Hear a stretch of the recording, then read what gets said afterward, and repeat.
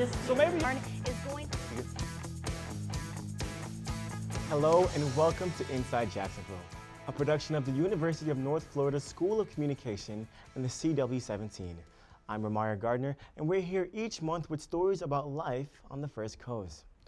Up first this month, supporting local and shopping first has always been the goal of Jacksonville's Farmers Market. Inside Jacksonville's Nicholas Leitner explores what the historic market has to offer our community. The market is located on 1810 West Beaver Street, which is about 1 mile west of downtown Jacksonville. The market is not just limited to produce, it has plenty of items shoppers can look for. Strolling through each of the outdoor bays, people are offered a broad selection of assorted items. One vendor, Bubba Candler, occasionally sets up shop in the market to sell his baked goods. As a newcomer coming to the market, just like I was earlier this year in April and May, what you might find is during the week you'll find produce. You might find a couple of different, artisan people, a couple artists. But you go on the weekends and you'll see bakers like myself. You'll see even more produce. You see boiled peanuts. You'll see a family grocery store that they've made out of plywood and pallets and stuff that's been there for like 20 years. It's incredible. Most farmers sell from their trucks as a wholesale direct to Jacksonville Farmers Market or other various vendors. However, the vendors at Jacksonville's Farmers Market can take direct deliveries of this fresh farm produce or even transport the produce from the farm directly to the market. But it's these days and time you need all the green vegetables and things that you can get. And real stuff. You don't need no artificial stuff. You need real food and real fruits and vegetables because that's what the people need to eat now. The Jacksonville Farmers Market offers plenty of fresh produce as well as other assorted items. If you want to become a vendor or interested, you can apply online, or if you just want to come out check out the place, it's open 7 days a week. The market offers a place to find plenty of fresh foods and specialty ethnic items. The farmers market is open every single day throughout the year, besides Thanksgiving and Christmas. While most vendors sustain their business through local seasons, some complement the products with out-of-local season items to attract a wider range of shoppers. What it offers my business is that I get to meet new people every day, and I get to educate them. I get to show them around. I get to talk to them about like what's in season and what to expect. Because people don't know what that means. They just think a farmer's market should have everything that they want. And all these places just intertwine into this like amazing atmosphere that it's just fun and fast-paced, and the best way for me to put it is proud. Everyone's very proud of what they're doing. They put in so much time and work to get their product right, and it's just a really amazing place to be. I'm Nicholas Leitner, Inside Jacksonville. The Jacksonville's Farmers Market is a great place to support local vendors. Remember, you won't be able to find fresh produce like this at a regular grocery store. There are many choices for eating out on the First Coast, but few have a story like this one. Inside Jack's Mike Brandy introduces us to a couple that was once employees turned owners. from escargot to lamb chops, La Cocina International Restaurant has a variety of appetizers and entrees to offer. It's located in the Castillo Real Resort Hotel off Beach Boulevard in St. Augustine. The restaurant was great, extremely lively on the inside. It's very elegant. For anybody, definitely check out the lobster bisque. It was amazing. The owners, Navarro Jaramillo and Christina Santana, were employees of the restaurant for 7 years until they bought the restaurant itself. Yes, we used to work here. We started working here in 2005, and we bought the previous owner out in 2013. January 1st, 2013, we became owners, and we've been owners since then. Parents of 3 children, Christina handles the finances in addition to serving in the United States Navy Reserves. Naborito, on the other hand, handles the designs and has his fingerprints all over the menu at the restaurant. And we have our crab staff grouper, and for appetizers, different octopus, our baked brie. The restaurant is a great destination for those looking for an authentic Latin experience on the beaches of St. Augustine.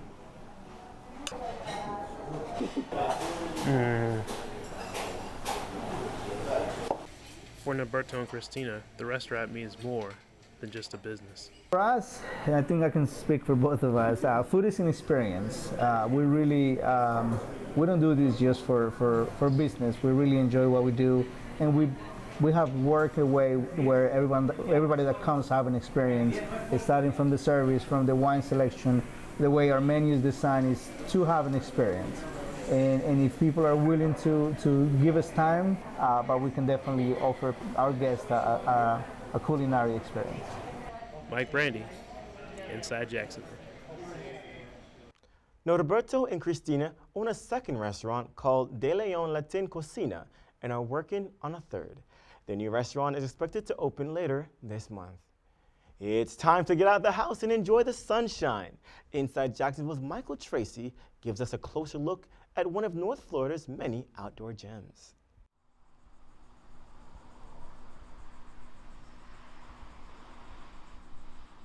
If you've ever wanted to escape the chaos of the city and embrace the harmony of the outdoors, then you've probably been to Catherine Abbey Hanna Park. But you might not have known everything it has to offer for its guests and wildlife within. The Oceanfront Park is one of the largest in the region and located between the Atlantic Beach and historic Mayport Village. It's the ideal spot for Jacksonville residents who want to get out of the house and enjoy the fresh air, no matter the occasion or the season.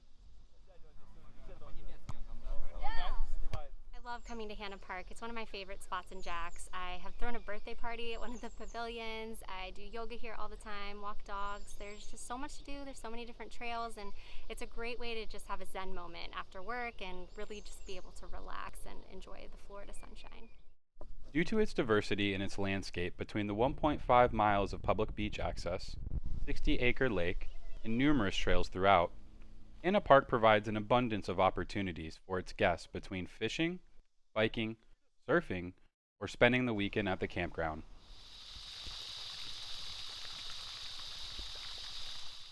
As an extension of the Temecon Ecological and Historical Preserve, Hanna Park is also a vital location for preserving Jacksonville's wildlife habitats. For instance, there are about 90 acres of coastal habitat essential for dune and sea turtle conservation. It's important that we have a place like Hanna Park available to the public because with all the growth that Jacksonville has experienced over the past couple of decades, it's great that we have places set aside where people can get closer to nature and also enjoy recreational time with their family. So next time you visit Hanna Park, take a moment to stop and read one of the many informative signs about the animal and plant life who call the preservation home. Nestled in the northeastern corner of Jacksonville, Catherine Abbey Hanna Park is a great escape for the outdoors. But during your visit, keep in mind that you share the space with a lot of Florida's wildlife. Make sure to pay attention to the safety guidelines on all the signs provided throughout the park. Michael Tracy, Inside Jacksonville. And for only $5 a car, you can pack up your gear and explore the outdoors because nature's calling at Hanna's Park. Coming up, many believe a local historic mansion with a storied past might be haunted. Also after the break, new music is going old school. We're dropping the needle on the return of the record player. All next on Inside Jacksonville. Welcome back to Inside Jacksonville. Now, when you think of vinyl records, you may think it's an outdated way to listen to music, but that's just not the case. Inside Jacksonville, Samantha Fitzgerald heads to a couple of local record shops to show how vinyl has been making its way back. 10 years ago, vinyl records were a thing of the past. Now, it seems with every new album, there's a vinyl to go along with it. Record stores around Jacksonville have recognized this new interest in an old medium. Definitely year over year is just more and more, vinyl sales than the previous year, so definitely seeing an increase in that for sure. Dan Sostrom is the owner of St. Augustine's Tone Vendor, and he always prefers listening to vinyl over streaming music. That's all we listen to here all day long in the shop is we had just set the turntable and running from open to close. For Yesterday and Today Records, the COVID-19 pandemic brought more customers to their store than ever before. In the past 2 years with the pandemic, a lot more people are home listening to their records or they get really interested in it. And we've had periods of times where we're sold out of like everything that everyone wants. Delilah sees all types of customers coming into the store, and they're interested in more than just the music. There's different things with vinyl that people like, whether it's the color, the print, whether it's like first pressing or not. So it became really popular to collect just different things, so we get more people. For longtime musicians like Larry Schroeder, listening to vinyl is more than just a personal preference. The only ones that you're going to hear in true analog with the depth of the sound, like the full, say, EQ band, is older stuff that was originally went from 2-inch analog tape straight to vinyl. So my collection, that's all I listen to. His band, Appeal to Authority, has hopes to release their music on vinyl in the future. Until then, he's satisfied listening to his favorite vinyl record, an album by Canadian band Rush called Grace Under Pressure. Like, wait, I'm not gonna go leave this planet at some point and not have a vinyl of my own. Whichever way you choose to listen, using vinyl is an experience that cannot be replicated with streaming apps like Spotify. Whole experience of vinyl is you touch it and you look at it and you're interacting with it. You have to flip it over so it's not just playing in the background like with digital stuff where it's kind of just in the background and you're not really focused on it. If you're a music lover looking to listen in a new way, there are several record stores in Jacksonville that will welcome you with open arms. The St. Augustine Record Fair is also a great way for first-time or long-time record enthusiasts to look for a new thing to listen to on vinyl. I host it and we've been putting it on for since we opened here in 2013. We've done 13 of them so far. Vinyl enthusiasts, like Larry, are eager to attend the record fair. There's always a new album to search for. The fairs are the best, right? Because then you have the different vendors from different places and people with their collections all coming to one spot. Samantha Fitzgerald, Inside Jacksonville. Record fairs are a great place to get started on building your vinyl collection. And with interest growing, Jacksonville record stores will continue to thrive. Jacksonville is home to many well-known historic locations. However, there's one that has quite the story to tell. Inside Jacksonville, Haley Simonson takes up Epping Forest Yacht Club for a deeper dive into the mansion's notable past. On the banks of the St. Johns River is Epping Forest Yacht Club, originally a private estate built by Alfred DuPont and famously the host of summits between world leaders, industry giants, and politicians.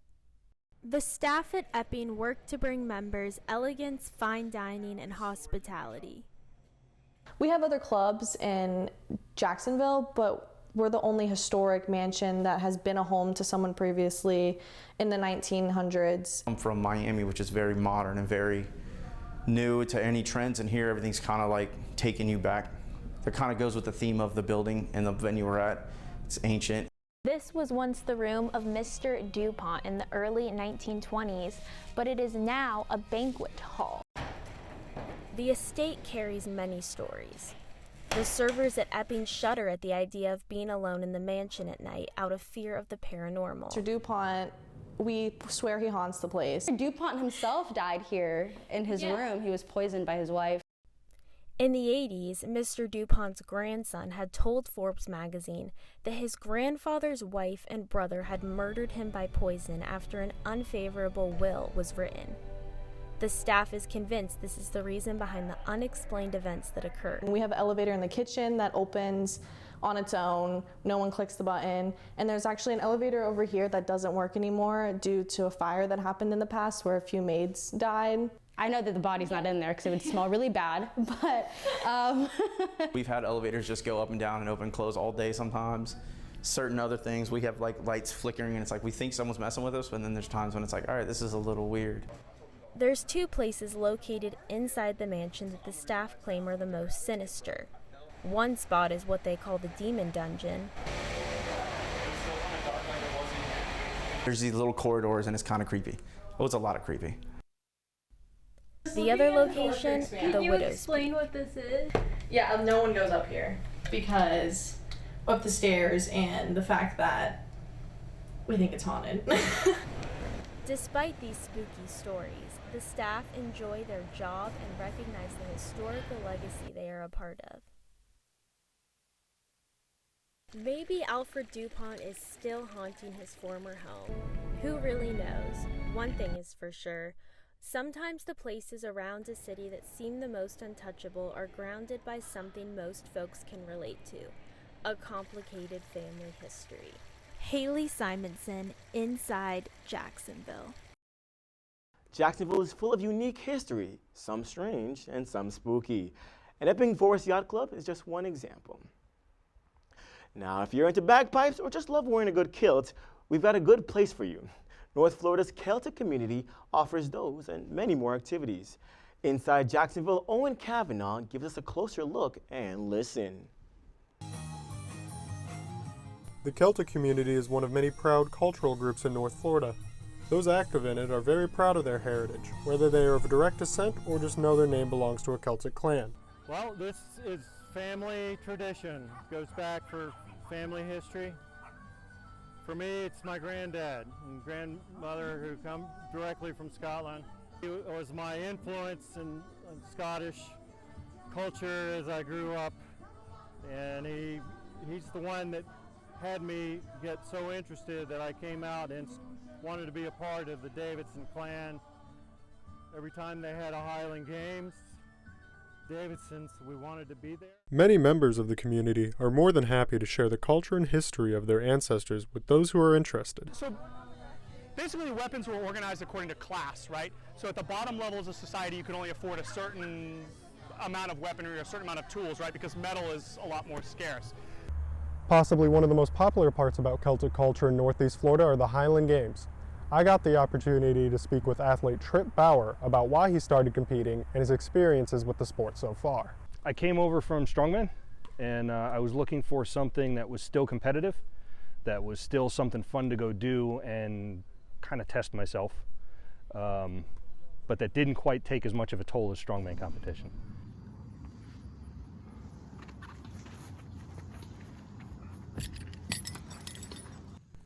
Tripp has only been competing in Highland competitions for a couple months now, and has advice for anybody else who wants to get involved, and if so, how they should do it. Do it. Just step up, do it without question. Look on Facebook, search it on Facebook. You'll find groups in the area.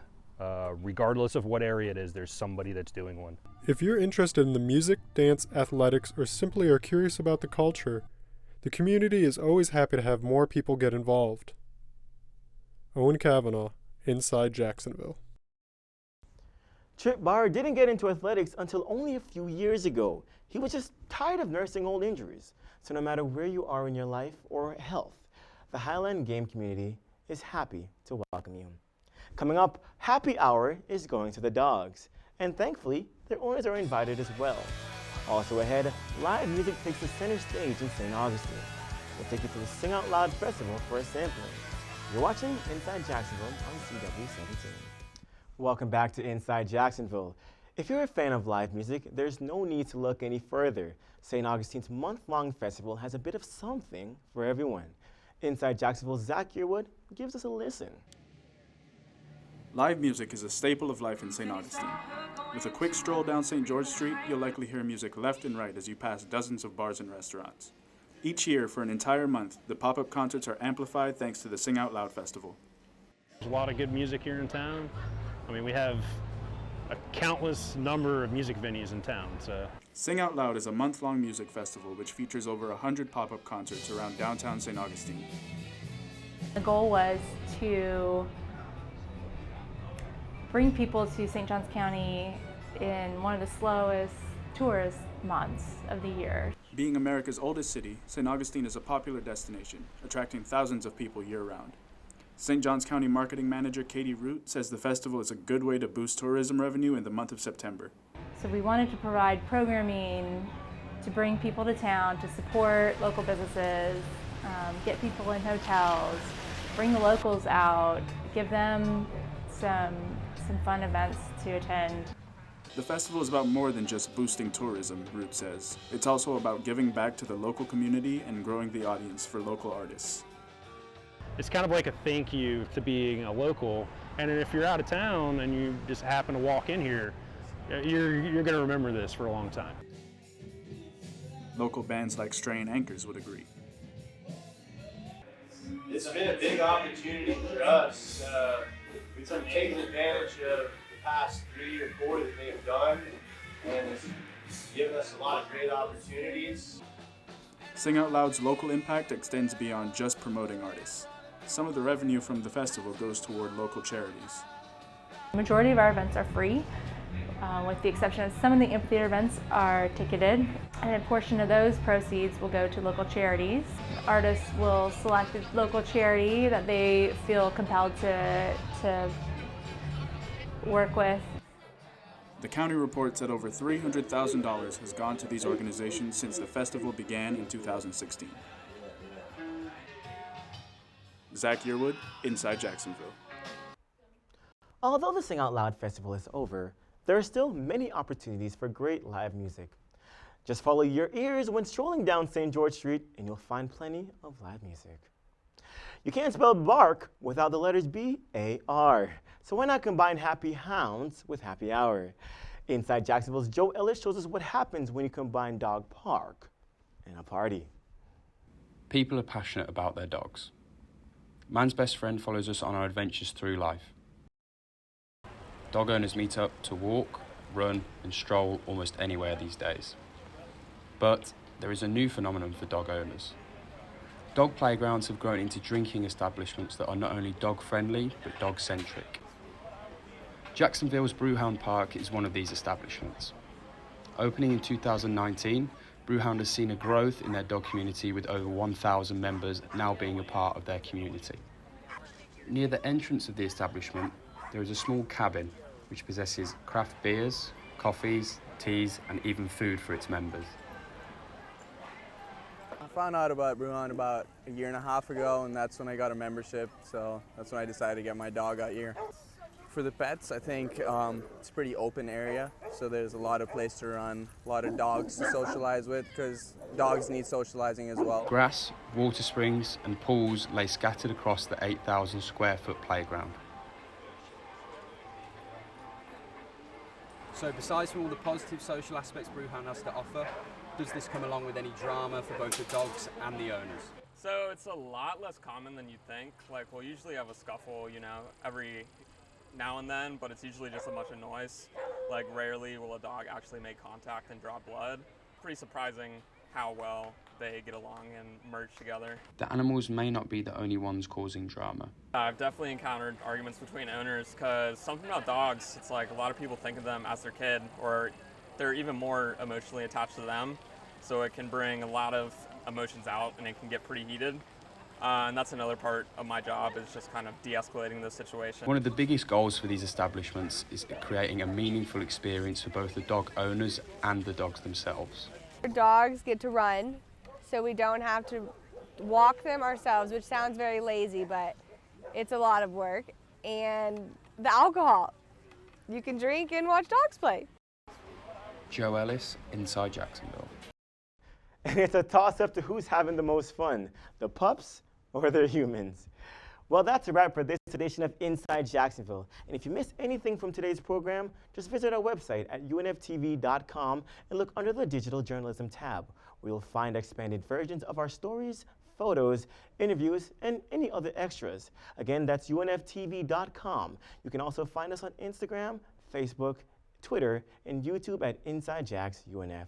And from all of us here at Inside Jacksonville, thank you for joining us, and we'll see you next month right here on the CW17.